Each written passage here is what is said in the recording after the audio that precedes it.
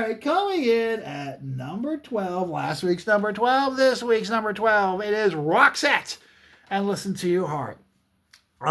It was originally released in Sweden in September 1988, and of course, it's from their album Look Sharp, their first album, if I'm not mistaken. Of course, the first album that America is familiar with. It was written by Pierre Gessel. Of course, that's the guy from. Is that the guy? Yeah, Pierre Gessel is the guy from Roxette. Okay, and former Gillian Tyler guitarist Matt P. Pearson. I guess that was one of the bands that Mr. Gelsel was with. The song went on to become one of the most successful singles in 1999, reaching number one in the United States and Canada. The song was first to reach number one in the U.S. without a commercially released 7-inch single. So, good old-fashioned cassette. We had cassette singles. And yes, you had to use the pencil to fix it like you did the bigger cassette singles.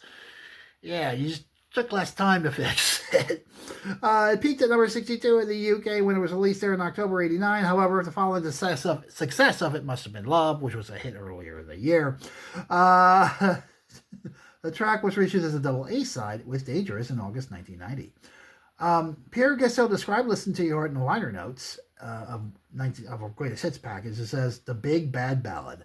This is us trying to recreate an overblown American FM rock sound to the point where it became almost absurd. We really need to see how far we could take it."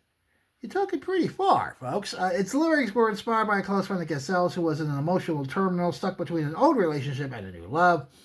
A year later, I call up in the middle of the night and a few too many glasses of champagne, say, "Hey, you're number one in the States." And according to Ultimate Guitar, the track is an alternative rock ballad. Well, okay. Anyway, here is the song. This is Listen to Your Heart from Roxette. Last week's number 12, this week's number 12.